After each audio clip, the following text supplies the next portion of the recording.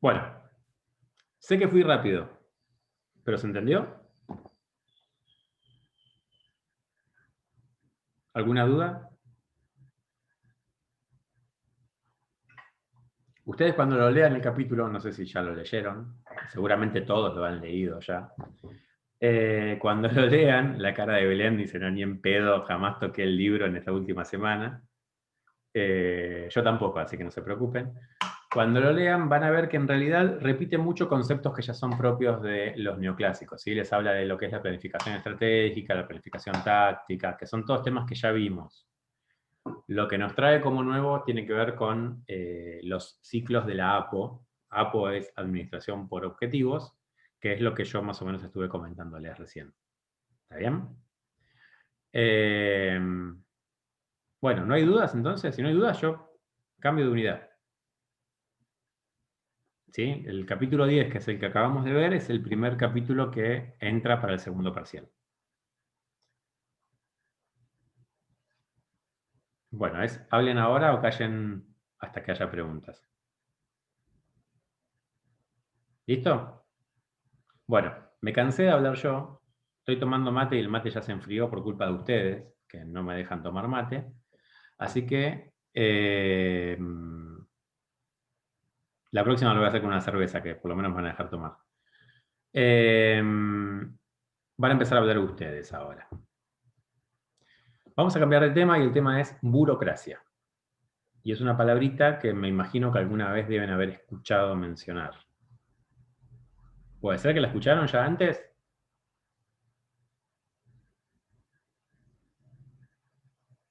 ¿A qué no saben qué les voy a preguntar ahora? ¿Quién adivina? El que adivina la pregunta no la tiene que responder. ¿Qué es la burocracia? Bien, me encanta porque lo hacen así. Nosotros dos. Lo hacen Nosotros dos en no, coro. no, no Muy bien, respondemos. bueno. Ni Facundo ni Belén van a decir nada. El resto sí van a tener que responder. ¿Qué entienden ustedes por burocracia?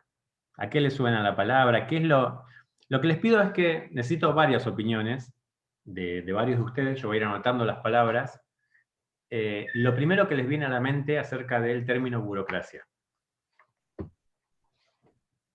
Vamos a hacer una especie de brainstorming.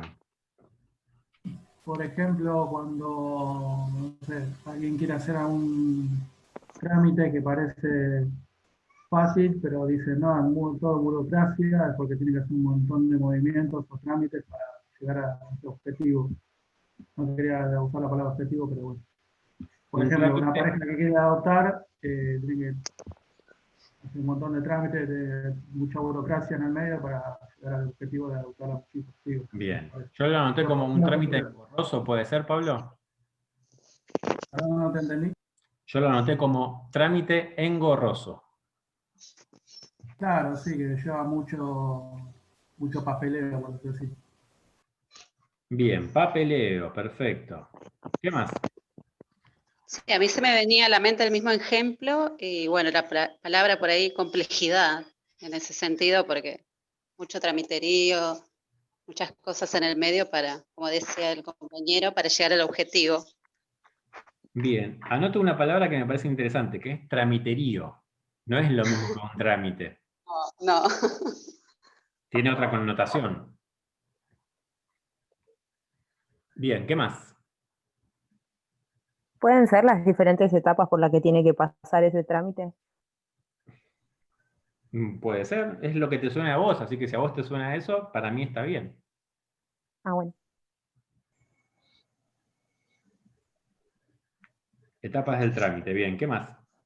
Tiene que ver con la legalidad, o por lo menos esto es lo que veo que nos suena todo. Te escucho muy, muy bajita, Valentina. ¿Tiene que ver con qué? Con la legalidad, con cosas legales. Legalidad, bien, perfecto. ¿Qué más?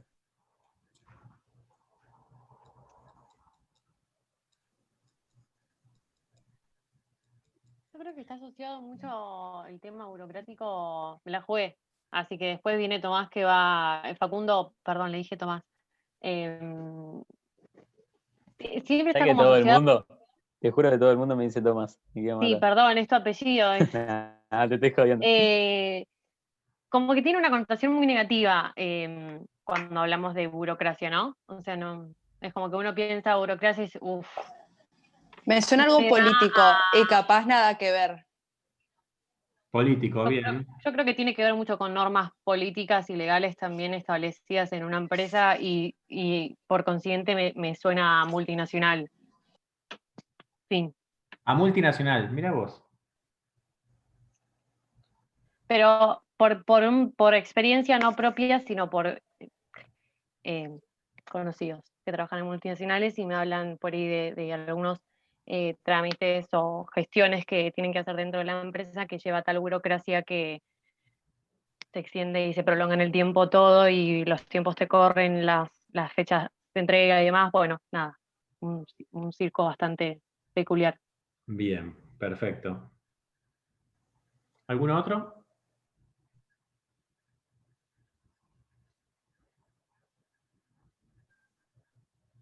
Me llama la atención justamente lo que decía recién Belén de la multinacional, porque generalmente solemos asociar mucho el término de burocracia no a una multinacional, sino al Estado.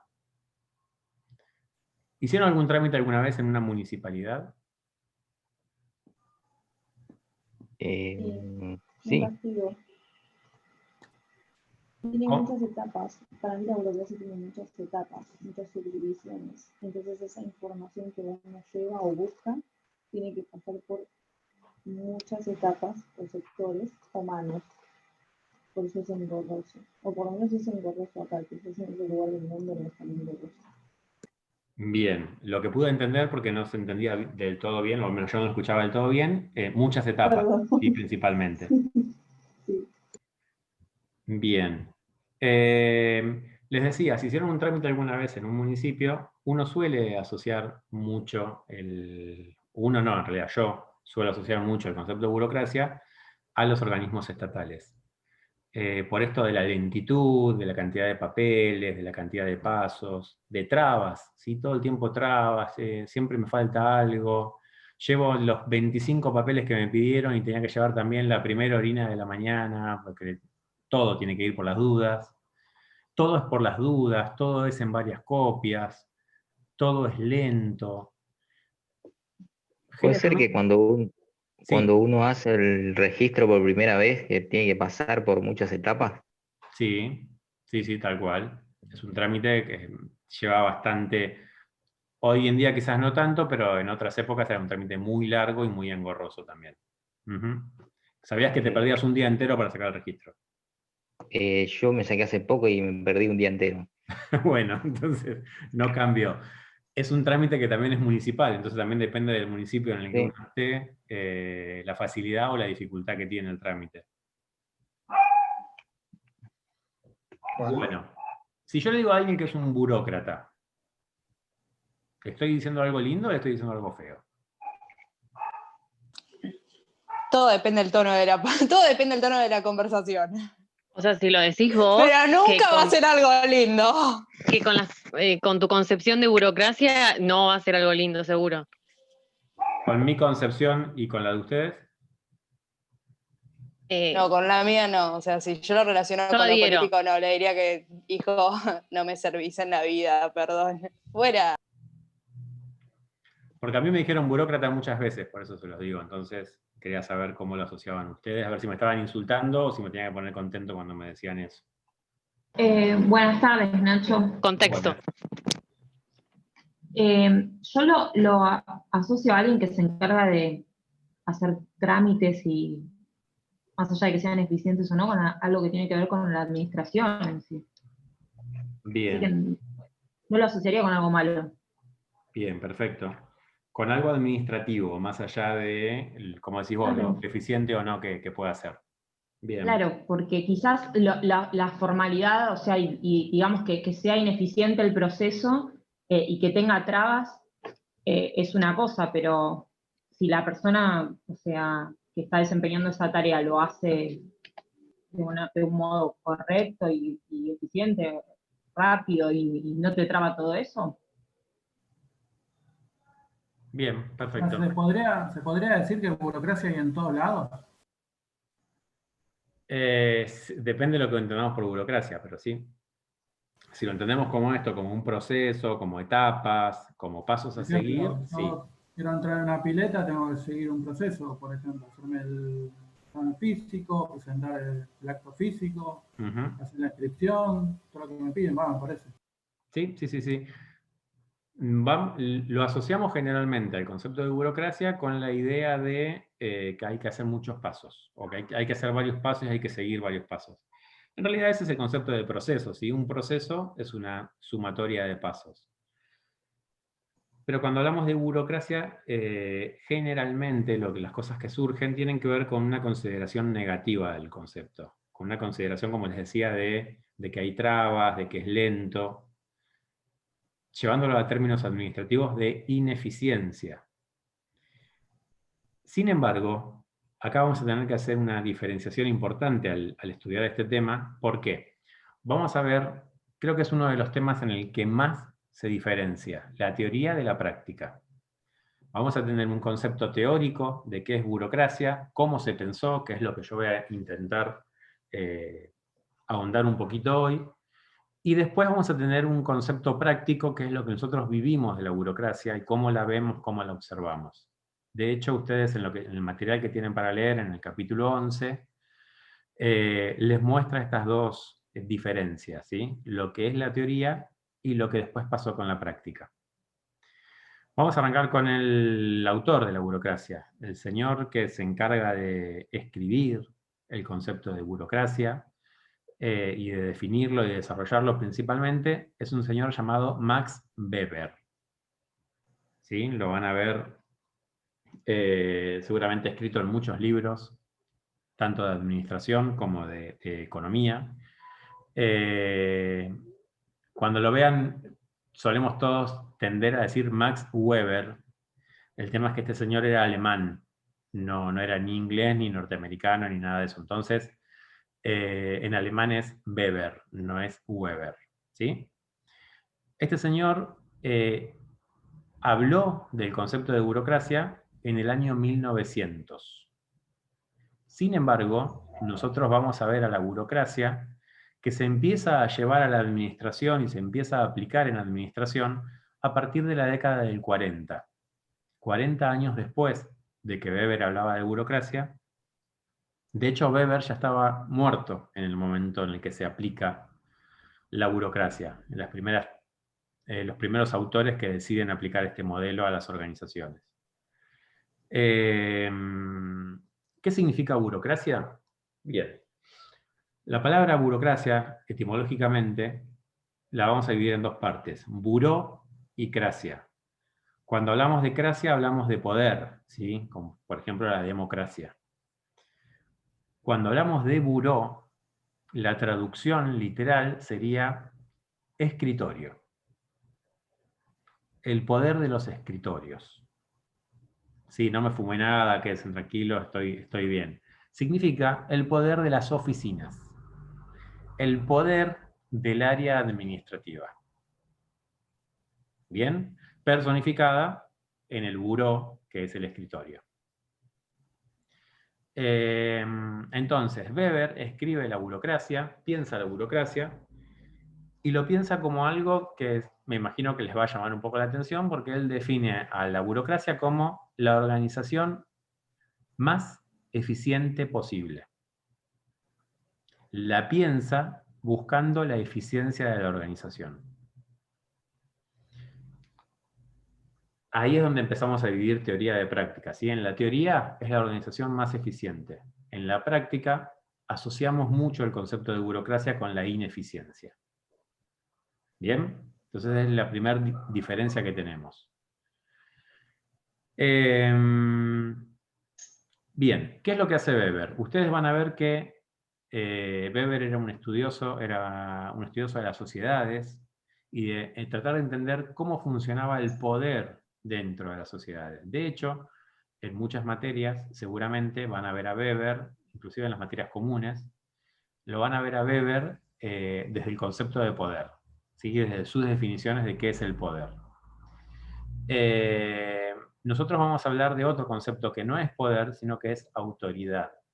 ¿Sí? Weber lo que hace es analiza a las organizaciones, analiza a las sociedades, no a las organizaciones, analiza a las sociedades y las clasifica en 3 tipos de sociedades. Él dice que hay sociedades que son tradicionales, sociedades que son carismáticas y sociedades que son racionales. Y a cada tipo de sociedad le va a adjudicar un tipo de autoridad. Autoridad también es una de esas palabras incómodas que sabemos lo que quiere decir, pero que no sabemos bien cómo definirlo.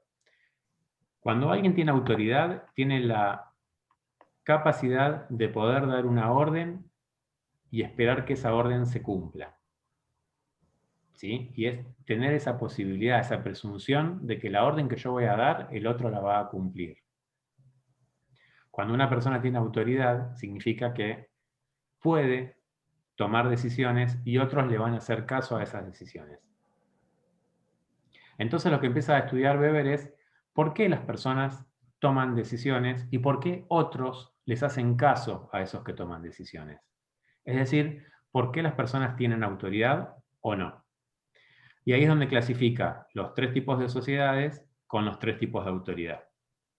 Lo que vamos a ver ahora entonces es cómo funcionan estos 3 tipos de autoridad. Como les dije, el primer tipo de autoridad que vamos a ver es el llamado autoridad tradicional. La autoridad tradicional, según Weber, es aquella autoridad que se presenta a partir de una costumbre. ¿Sí? Por costumbre, o sea, la pregunta siempre es la misma, ¿por qué obedecemos a otro? Y la respuesta en la autoridad tradicional es, obedecemos por costumbre. Y el mejor ejemplo es cómo funcionaban los reyes en la época feudal. ¿Sí?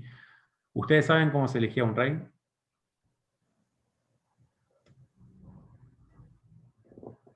Yo creo que Abril tiene razón, pero está muteada y no la escucho. Pero por los gestos pareciera que tiene razón.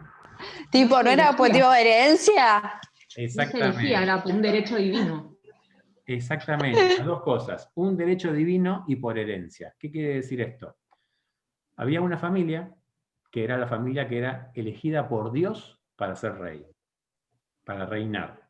Imagínense ustedes, ¿no? El primero que levantó la mano y dijo, mi familia es la que está elegida por Dios, anda a discutírselo. Bueno, ese que levantó la mano seguramente era el que tenía más poder en esa época. Pero lo que logró, a partir de levantar la mano primero, es que sus hijos y los hijos de sus hijos también tuvieran poder y tuvieran autoridad a partir de esta costumbre. La tradición llevaba a que cuando moría el rey, el que asumía era el príncipe, que tenía la misma autoridad. ¿Escucharon alguna vez la frase muerto el rey, viva el rey? Significa que tiró la pata uno y que el sucesor, que es el hijo, va a ser el nuevo rey. ¿Sí? También está Muerto. la de a rey puesto, rey muerto, rey puesto. ¿Cómo, Valentina? A rey muerto, rey puesto. A rey muerto, Porque rey lo puesto. reemplaza muy rápido. Exactamente. Exactamente, ¿sí? A partir de esta tradición, de esta costumbre, lo que sucede es que la autoridad se hereda. Entonces, la persona que lo sigue en el linaje va a ser la que va a recibir esa autoridad. Y todo el mundo le hacía caso y todo el mundo lo obedecía por tradición.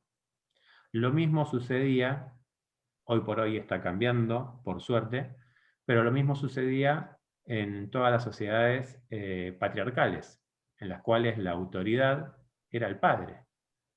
Y lo que decía el padre lo tenían que respetar todos. En mi casa, cuando yo era chico, era hagan silencio porque papá está durmiendo la siesta. Ahora, cuando mamá dormía la siesta, prendan fuego a la casa que no pasa nada. Pero si dormía la siesta papá, había que hacer silencio. Tiene que ver con una costumbre, tiene que ver con una tradición. Entonces, este poder, insisto, tiene la particularidad de que se va heredando y además, como estamos viendo, no es una cuestión racional. Es una cuestión de costumbre, pero no es que hay una motivo racional por el cual yo tengo que obedecerle al rey o al hijo del rey cuando el rey se muere. ¿Sí? Ese es el primer tipo de autoridad. El segundo tipo de autoridad se llama autoridad carismática y tiene que ver ya con cuestiones particulares de una persona. ¿La palabra carisma le suena? ¿Qué significa que alguien tiene carisma?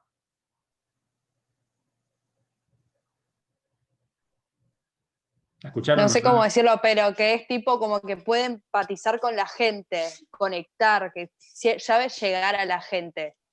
Bien, tiene algo. Tiene Ese ángel. no sé. Tiene ese no sé qué, tal cual. Tiene ángel. Tiene algo que hace que... Tiene una cualidad para atraer. Tiene una cualidad particular que es propia de la persona y que hace que cuando esa persona hable, otros le hagan caso. ¿Sí? Simplemente por su forma de ser. Entonces hay algo, alguna cuestión dentro de la personalidad de esa persona que hace que los demás le hagan caso.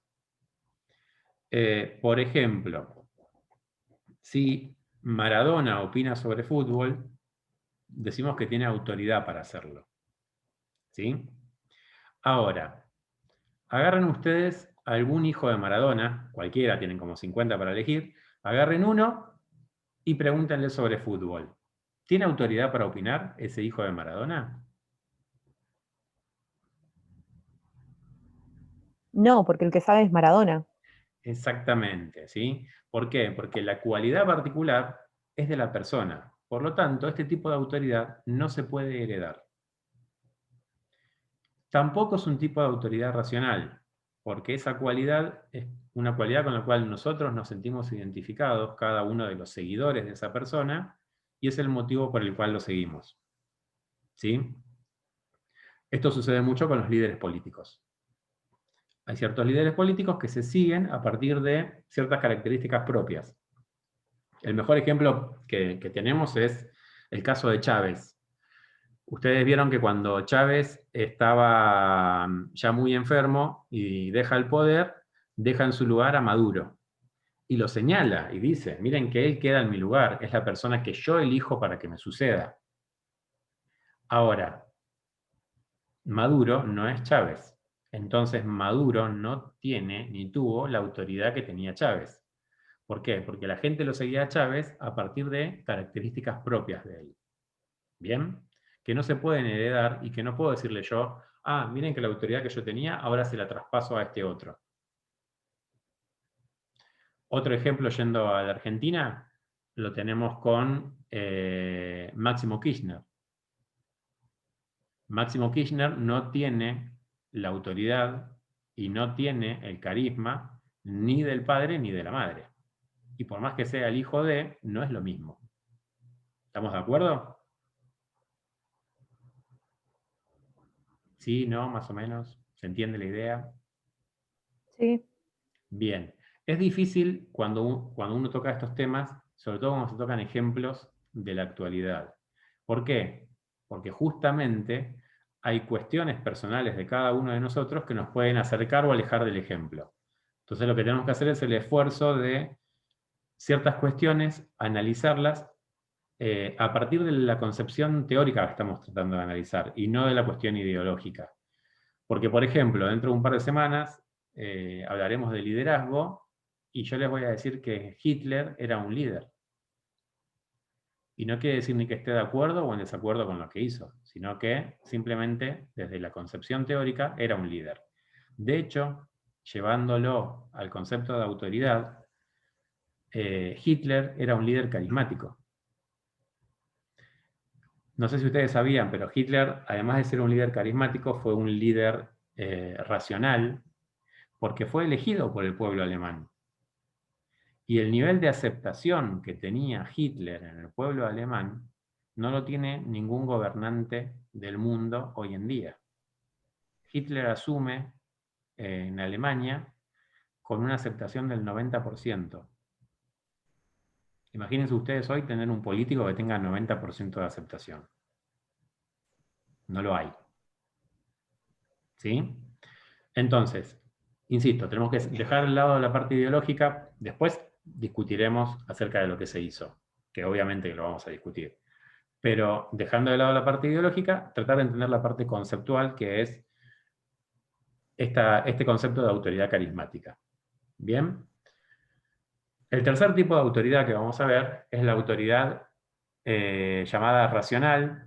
Tiene 3 nombres: autoridad racional, autoridad legal o autoridad burocrática. Este tipo de autoridad se produce a partir de una ley, de una norma. Por eso es que hablamos de autoridad legal. Acuérdense el concepto de autoridad. ¿Por qué obedecemos a una persona? Y la autoridad racional lo que dice es, obedecemos porque hay una ley o una norma o una regla que dice que tenemos que obedecerla. Y nosotros aceptamos esa regla, esa norma. Por ejemplo, yo como docente, en el curso tengo autoridad legal. ¿Sí? ¿Por qué? Porque ustedes decidieron estar dentro de la universidad, entonces aceptaron, no sé si ustedes lo sabían, pero ustedes cuando ingresaron a la universidad aceptaron los reglamentos de la universidad. Y esos reglamentos y estatutos, esas leyes, lo que están diciendo es que el docente es el que tiene la autoridad en el aula. Entonces, si yo digo que el segundo parcial va a ser el 2 de diciembre, por más que no les guste, por más que no estén de acuerdo, el parcial va a ser el 2 de diciembre. ¿Por qué? Porque tengo la autoridad legal para poder plantearlo. ¿Se entiende? Después tendrán docentes que también tengan otro tipo de autoridad más allá de la legal. ¿Sí? Inclusive tendrán algún docente que tenga autoridad tradicional. No, es el hijo de, y es una eminencia, o sea, el padre es una eminencia, entonces le hacemos caso porque es el hijo de. Puede llegar a suceder. Sería raro igual. O docentes que tengan autoridad carismática, ¿sí? Que haya cuestiones dentro de su carisma que hacen que uno le obedezca más allá de lo que establece la legalidad. Pero al estar dentro de una organización, aceptamos las normas de la organización. De la misma manera que cuando firmamos un contrato de trabajo, estamos aceptando las normas y leyes de esa organización. Y si esas normas dicen que mi jefe puede tomar la decisión de echarme, después veremos si es con o sin justa causa, pero de echarme, está dentro de las normas. Entonces nosotros al aceptar ingresar a la organización estamos aceptando esas normas. Por lo tanto, estamos dándole la autoridad a esa persona para que tome las decisiones. ¿Sí? Generalmente no somos conscientes de que cuando entramos a la universidad estamos firmando un contrato. Y sin embargo todos ustedes el día que se inscribieron lo hicieron, firmaron un contrato con la universidad, en el que tienen derechos y tienen obligaciones. ¿Se entiende entonces el concepto de autoridad legal? ¿Sí? Es la autoridad que emana de las leyes, que emana de las normas, y es un tipo de autoridad racional. ¿Por qué es racional? Porque las leyes se suponen que fueron previamente pensadas, que fueron previamente analizadas antes de ser escritas. Y además, que también se supone, que esto no sucede nunca, que cuando uno ingresa a una organización es porque está aceptando las leyes de esa organización. ¿Sí? Es como cuando uno acepta ser ciudadano de un país. Se supone que conoce las leyes del país y que se está aceptando. ¿Bien? ¿Vieron cuando alguien dice, a fulanito yo no lo voté? Bueno, entonces para mí no tiene autoridad nada de lo que diga. Eso es un error conceptual. No importa si lo votaste o no lo votaste. Si vos decidiste ser ciudadano de ese país, entonces le estás dando autoridad legal a la persona que haya elegido a través de las leyes de ese país. No importa si la elegiste vos o no. ¿Sí? Sino que vos aceptaste esas leyes. Así que cuando nos querramos lavar las manos con cualquier gobernante, ya saben que estamos complicados desde la teoría. ¿Está bien? ¿Se entiende la idea? ¿Sí? ¿Más o menos? ¿No? Sí, se entiende. Bueno, bien. Ahora, yo les dije que la burocracia para Weber es, obviamente, ¿qué autoridad va a tomar? La autoridad legal, que también se llama burocrática. Y les dije que para él es el tipo de organización más eficiente posible. ¿Por qué? Porque es un tipo de organización que se basa en las normas. Lo que establece Weber es que todo tiene que estar previamente normado. ¿sí? Las cosas que ocurren dentro de una organización tienen que ser pensadas y transformadas en una norma o en una ley dentro de la organización. A partir de ahí es que nosotros observamos que la burocracia está compuesta por reglamentos, básicamente. Ustedes van a leer en el libro que tiene algo que llama características de la burocracia.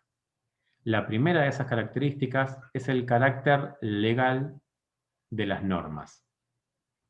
Significa que todo lo que pasa en una burocracia responde a alguna norma. ¿Bien? Responde a alguna ley que fue previamente pensada. Todo lo que ocurre en la burocracia ya fue pensado, fue analizado y fue puesto en una ley. Los cargos dentro de una burocracia ya están previamente establecidos. La segunda característica de la burocracia, insisto, estamos hablando de la teoría, no estamos hablando de la práctica. La segunda característica de la burocracia es que la comunicación debe ser formal. ¿Qué significa esto? Que la comunicación a la burocracia tiene que ser por escrito. Por eso es que asociamos el concepto de burocracia a papeleo y a un trámite con muchos pasos. Porque las comunicaciones deben ser por escrito. ¿Para qué? Para que queden registradas y para evitar cualquier tipo de malentendido. ¿Sí? Es en búsqueda de racionalizar a la organización. Entonces, al dejar todo por escrito, uno después lo puede leer y puede entender qué es lo que pasó en esa organización. Esa es la lógica que tiene.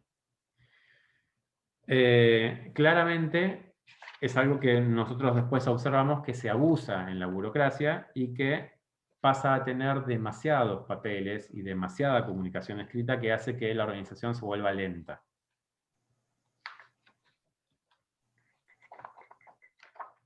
A ver.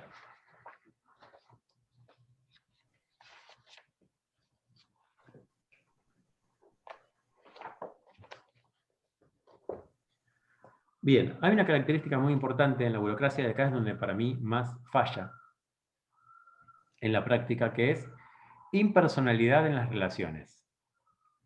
Weber establece que las personas no tienen que poner de sí en su trabajo, sino que lo que tienen que hacer es cumplir con el cargo que les toca a cada uno.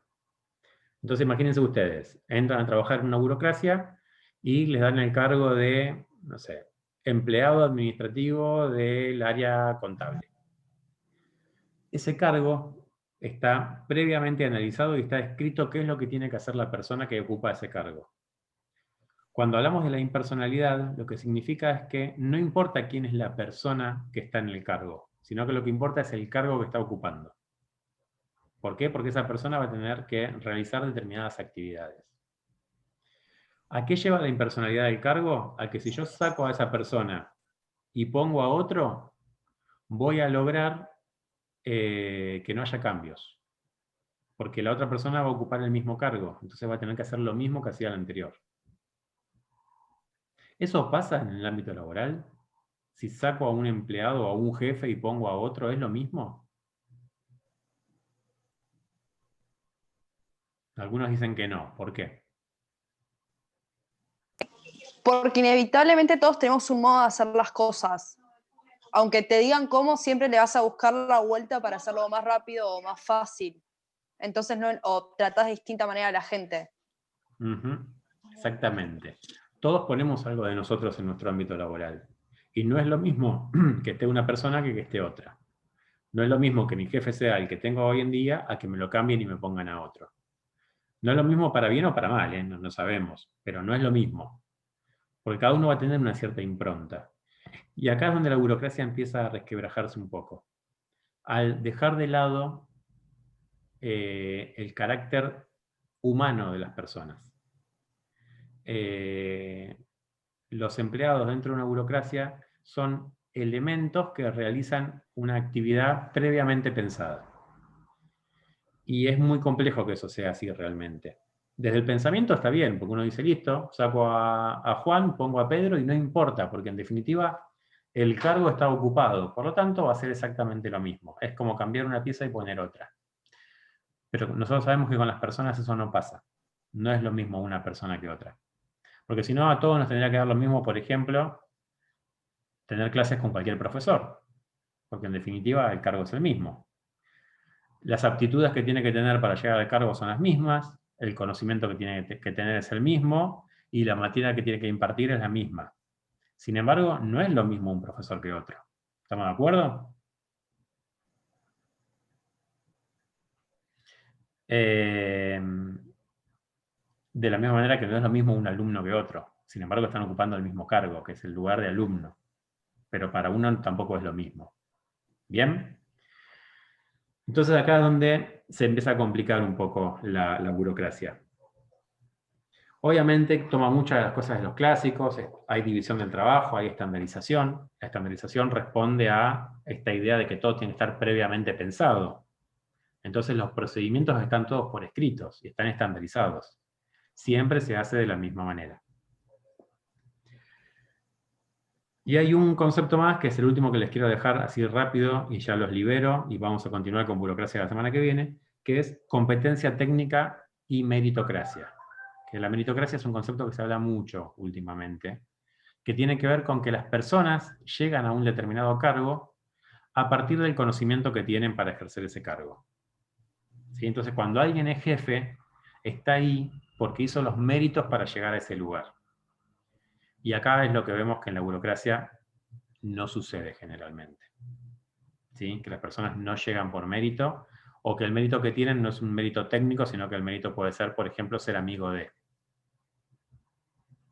¿Bien? Bueno, los voy a dejar hasta acá, no voy a seguir metiéndole más conceptos porque si no va a ser un lío. Traten de leer el capítulo 11 para la semana que viene, así lo cerramos, y después vamos a continuar con el capítulo 13. ¿Está bien? ¿El 12 lo salteamos? El 12 no va. Ok. ¿Bien? Bueno, se está por cortar la reunión, así que simplemente decirles que lean y nos vemos la semana que viene. Profe, y hoy Sí. vimos el 11, ¿no? El 10 y el 11, y parte del 11. El 11 lo continuamos la semana que viene.